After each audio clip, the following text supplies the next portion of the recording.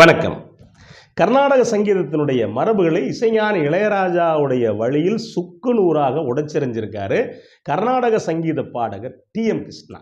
இப்படி நான் சொன்ன உடனே ஒரு சில பேர் நினைக்கலாம், ஏங்க இளையராஜா சனாதனம் அது இதுன்னு போய்கிட்டே இருக்காரு, ஆனால் டி.எம். கிருஷ்ணா அப்படியாங்க, எவ்வளோ பெரிய மரபுகளை உடைச்சு தூக்கி விட்டு வீசியிருக்காரு, ரெண்டு பேரையும் ஒப்பிடுறீங்களே, இது நியாயமா அப்படின்னு ஒரு சில பேர் கேட்கலாம். இந்த ரெண்டு பேரையும் தாண்டி நான் இன்னொருத்தரையும் சேர்த்துக்கிறேன். யார் அப்படின்னா, மறைந்த திருவாவடுதுறை ராஜரத்னம் பிள்ளை. இந்த 3 பேரையும் நம்ம இதுக்குள்ள சேர்த்துக்கலாம். ஏன் நான் இந்த 3 பேரையும் சொல்றேன் அப்படின்னா, அதுக்கான காரணங்கள் இருக்குன்னு வச்சுக்கங்களேன். இப்போ டி.எம். கிருஷ்ணா அப்படின்னு சொன்னா, அதுக்கு பேரு கலகக்குரல் அப்படின்னு பேரு. டி.எம். கிருஷ்ணா முறையா கர்நாடக சங்கீதத்தை படிச்சுக்கிட்டு, அதுல இருக்கக்கூடிய காலங்காலமா வந்திருக்கக்கூடிய மரபுகள் அப்படின்னு சொல்றத கூட ஒரு கட்டுப்பட்டித்தனத்தை, அதுக்குன்னு முறையா அவங்களுக்காக வகுத்துக்கிட்ட சட்டங்கள உடைக்கிறது தான் கர்நாடக சங்கீதம் முறையா பயின்ற டி.எம். கிருஷ்ணாவுடைய வேலை. அவர் என்ன பண்ணுவார் அப்படின்னா, அவருடைய கலகம் பல பேருக்கு எரிச்சல் ஊட்டும். அதில் யாருன்னா, அந்த கர்நாடக சங்கீதத்துக்கு உள்ளே இருக்காங்க பாருங்க, அவங்களுக்கு எரிச்சல் ஊட்டும். எரிச்சல் ஊட்டட்டும்னு அவர் தொடர்ச்சியாக அந்த வேலையை பார்த்துக்கிட்டே இருப்பார்.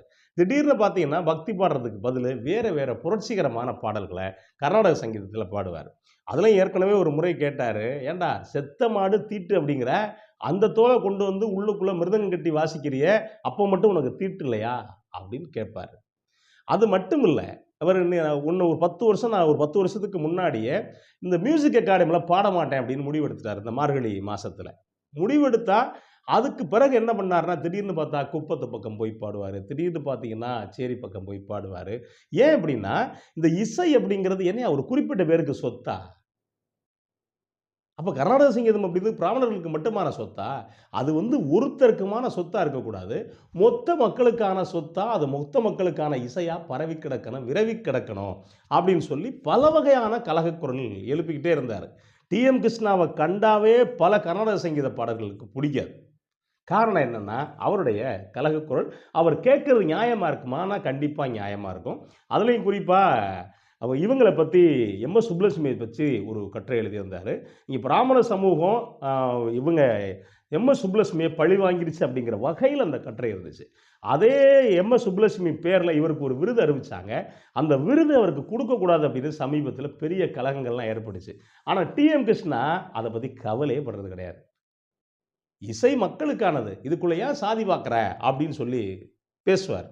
இதுக்குள்ள பல விஷயங்கள் உண்டு அப்படிங்கிறத நம்ம ஏற்றுக்கணும். எப்படின்னா, இசை எப்படின்னா பொதுவானதானா? இல்லைங்க. ஏன் பொதுவானதா இல்லை அப்படின்னா, அதாவது ஆதி காலத்தில் நம்முடைய இசை தமிழ் இசை. ஆதியில் இருந்த தமிழிசை கூறுகளைத்தான் பின்னாடி உள்வாங்கி கர்நாடக சங்கீதமாக மாற்றிருக்காங்க அப்படிங்கிறதுக்கான பல வகையான தரவுகள் இருக்குது. கருணாகமிர்த சாகரம் எழுதியிருக்காங்க. அதே மாதிரி பின்னாடி முனைவர் மு. அருணாச்சலனார் தமிழிசை குறித்து பல விஷயங்கள் எழுதியிருக்காரு.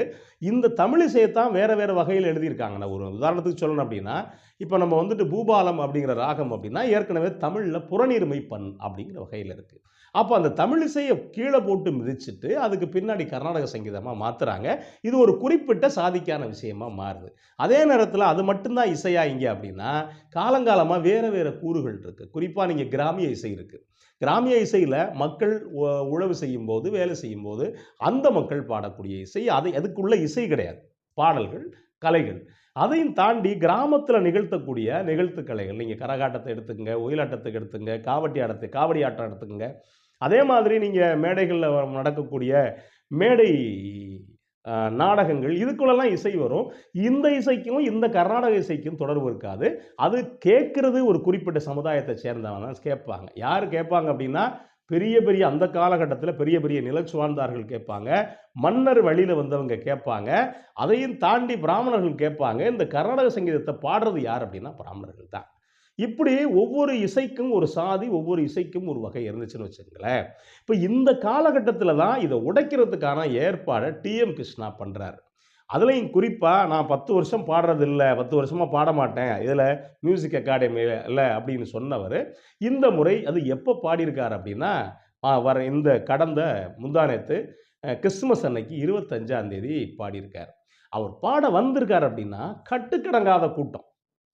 மொத்த அந்த கூடம் நிரம்பி வழிஞ்சு, அதையும் தாண்டி கூடத்துக்கு வெளியில் ஒரு 1000 பேர் நின்று பார்த்துருக்காங்க. ஏன்னா வெளியில் டிவி போட்டிருப்பாங்க இல்லையா, அதில் வச்சு பார்த்துருக்காங்க. பார்த்தா மக்கள் கொண்டாடி தீர்த்துட்டாங்க.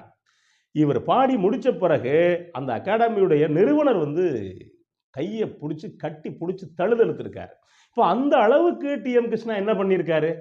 அப்படின்னா, கர்நாடக சங்கீதம் அப்படின்னாலே வெறும் பக்தி, ஒண்ணும் ராமனையோ, இல்ல கிருஷ்ணனையோ பாடணும் அப்படிங்கிறத தாண்டி, டி.எம். கிருஷ்ணா இத பொதுமைப்படுத்தியிருக்காரு. அதாவது கடவுள்னா இயேசுவும், அல்லாவும், கிருஷ்ணனும் எல்லாமும் ஒண்ணுதான்ப்பா. அப்படிங்கிற வகையில இந்த பாடல்கள் அமைஞ்சிருக்கு. அந்த பாடலுடைய முடிவுல பெருமாள் முருகனுடைய விடுதலை வேண்டும் அப்படிங்கிற பாட்ட ரொம்ப அழகா பாடியிருக்காரு. இப்ப என்ன அப்படின்னா, இதையெல்லாம் தாண்டி இந்த உடைச்ச விஷயம் இருக்குல்ல, இந்த உடைச்ச விஷயம் தான் இன்னைக்கு வந்து பெரிய அளவுக்கு பேசு பொருளா இருக்காரு. நம்ம இன்னைக்கு இருக்கக்கூடிய சொல்லாடல சொன்னோம் அப்படின்னா, சும்மா தெறிக்க விட்டுருக்காருப்பா அப்படிம்பாங்கல்ல. அந்த மாதிரி தெறிக்க விட்டுருக்காரு. இன்னொரு விஷயமும் பண்ணியிருக்காரு. அது என்ன பண்ணியிருக்காரு அப்படின்னா, கையிலேயே கட்டிக்கிட்டு வந்து சபாவுல பாடியிருக்காரு. இதெல்லாம் முடியுமாங்க அப்படின்னு நீங்க கேட்கலாம்.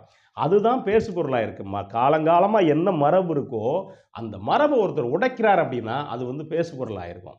ஏன்னா, அப்படி பட்டு ஜரிகை போட்ட பெரிய வேட்டி, அங்கவஸ்திரம், மேல வந்து ஒரு பட்டு ஜிப்பா, இப்படி வித்தியாசமான ஒரு குடுமி, இல்ல வித்தியாசமான ஒரு பாகவதர் கிராப்பு, இப்படித்தான் வந்து ஒருத்தர் பாடுவார் அப்படிங்கிறத தாண்டி, கைலியோடயும் வந்து பாடுவேன்டா அப்படின்னு தெறிக்க விட்டுருக்காரு. அப்ப என்ன அப்படின்னா, ஏன் மக்கள் கொண்டாடுறாங்க? இந்த சபாக்களுக்கு வெறும் யாராவது 4 பேர், 10 பேர், 100 பேர் போற சபாக்கள்ல மக்கள் கூட்டம் ஏன் நிரம்பி வழிஞ்சிச்சு அப்படிங்கிற கேள்வி இருக்குல்ல. இந்த இடத்துல தான் நம்ம இளையராஜாவை ஒப்பிட்டு பார்க்க வேண்டியிருக்கு. இளையராஜா வார்த்தைகள் எப்படி வேணாலும் விடுவாரே ஒழிய, அவர் வார்த்தை விட்டா கூட அவர் இசை ரசனை வந்து மக்கள்கிட்ட ரொம்பவே கூடுதலா இருக்கும். இப்ப ஏன் இவ்வளவு பேர் அவர ரசிச்சிருக்காங்க டி.எம். கிருஷ்ணாவ அப்படின்னா, இந்த கர்நாடக சங்கீதம் அப்படிங்கிறது ஒரு குறிப்பிட்ட பேருக்காக இருந்துச்சு. இப்ப அவர் மக்களுக்கானதா விரவி கொண்டு போயிருக்காரு டி.எம். கிருஷ்ணா. அதனால இவ்வளவு பேர் போய் நின்றுருக்காங்க. சரி இவரோட இளையராஜாவ எப்படிங்க ஒப்பிட முடியும்? அப்படின்னு நீங்க கேட்கிறவங்களுக்கு சொல்றேன். நான் ஏற்கனவே ஒரு சில காணொளிகள் இது தொடர்பா போட்டிருக்கேன். வாய்ப்பு இருக்கவங்க அதுல போய் நீங்க பார்க்கலாம்.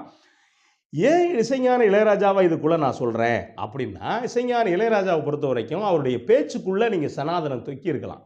ஆனா, அவருடைய செயல்பாடுகள கவனிச்சு பார்த்தீங்கன்னா, யாரும் செய்யாத பல விஷயங்கள சினிமாவுக்குள்ள செஞ்சார். அதுல குறிப்பா ஒண்ணு, ஆரம்பத்துல இருந்து இப்ப வரைக்கும் பத்திரகாளி படத்துல, "கேட்டேளா அங்கே அத பார்த்தேளா இங்கே" அப்படிங்கிற ஒரு பாட்டு வரும். இந்த பாட்ட நீங்க கவனிச்சு பார்த்தீங்கன்னா, ஒரு மாமிய ரெக்கார்ட் டான்ஸ் ஆட விட்டுட்டு, ஒரு பிராமணரா இருக்கக்கூடிய சிவகுமார அதுக்குள்ள பறைய வாசிக்க விட்டுருப்பார். ஒரு பறைய தொட்டா தீட்டு அப்படிங்கிற ஒரு காலகட்டத்துல, ஒரு பறைய ஒரு பார்ப்பனர வாசிக்க விடுறது இருக்குல்ல, முதல்ல தெறிக்க விட்டது அங்க. அதே மாதிரி நீங்க காலங்காலமா இந்த கர்நாடக சங்கீதம்னா, இது இதுக்கானது அப்படின்னு வச்சிருப்பாங்க. இந்த மரபு. இந்த மரப உடைச்சார். அது பல விஷயங்கள சொல்லலாம். அதுலயும் குறிப்பா நான் சொன்ன முதல்ல, பூபாலன் ராகம் அப்படின்னா, சினிமாவுல புலர்காலை பொழுத காட்டணும் அப்படின்னா, பூபாலத்த வாசிப்பாங்க. ஆனா இளையராஜா என்ன பண்ணாரு அப்படின்னா, இதெல்லாம் தாண்டி ஒரு 4 ராகத்த சேர்த்து ஆலாபனை பண்ணி, அத பூபாலம் அப்படின்ட்டு இருப்பாரு. ஷெனாய் அப்படின்னா, ஷெனாய் காலங்காலமா அது வந்து சோகத்துக்கான கருவி அப்படின்னா, இவர் ஷெனாயில ரொம்பவே சந்தோஷப்படுத்த விட்டுருப்பாரு. இப்படி பல ராகங்கள மாத்தி, மாத்தி உடைச்சு கட்டவிழ்த்து விட்டாரு ஒரு பக்கம். இன்னொரு பக்கம் மிருதங்கம் அப்படின்னா, கோயில்ல தான் வாசிக்கிறது அப்படிங்கிறத தாண்டி, காதல் பாட்டுக்கு பல பாட்டுக்கு மிருதங்கத்த போட்டிருப்பாரு. குத்து பாட்டுக்கு பல பாட்டுக்கு மிருதங்கத்த போட்டிருப்பாரு. இன்னும் சொல்லப்போனா, நீங்க வந்து உருமி இருக்கு இல்லையா?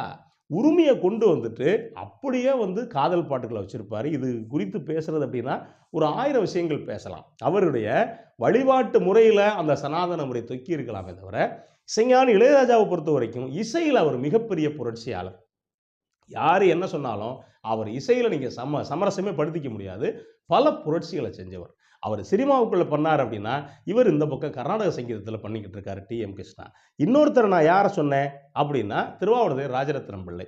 ராஜரத்தினம் பிள்ளைய நான் ஏன் சொல்றேன் அப்படின்னா, அதுக்கு முன்னாடி கர்நாடக சங்கீத கலைஞர்கள், அதையும் தாண்டி அதாவது தவில் நாதசுரம் வாசிக்கக்கூடிய கலைஞர்கள் சட்டை போடக்கூடாது.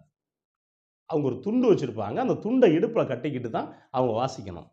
அதாவது நாதசுர கலைஞர்களுக்கு, தவில் வாசிக்கக்கூடிய கலைஞர்களுக்கு முதலா மிகப்பெரிய போராட்டத்துக்கு நடுவுல சட்டை வாங்கி கொடுத்தவர் யார் அப்படின்னா, திருவாவடுதுறை ராஜரத்தினம் பிள்ளை.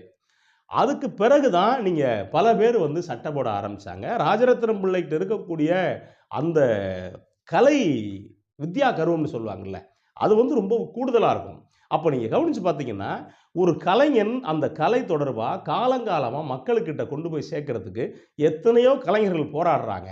ஆனா புரட்சிகரமா அத உடைக்கிறது இருக்குல்ல, அப்படி உடைச்சுக்கிட்டு வந்த கலைஞர்கள கவனிச்சு பார்த்தீங்கன்னா, ரொம்ப பளிச்சுன்னு தெரியிறது ஆரம்ப காலத்துல ஒரு பக்கம் திருவாவடுதுறை ராஜரத்னம் பிள்ளை அப்படின்னா இன்னைக்கு வாழும் சாட்சிகளாக இருக்கக்கூடிய இசைஞானி இளையராஜா, இன்னொரு பக்கம் கர்நாடக சங்கீத பாடகர் டி.எம். கிருஷ்ணா. இந்த முறை தொடர்ந்தா எல்லா இசையும் எல்லா மக்களுக்கும் போய் சேரும். நன்றி, வணக்கம்.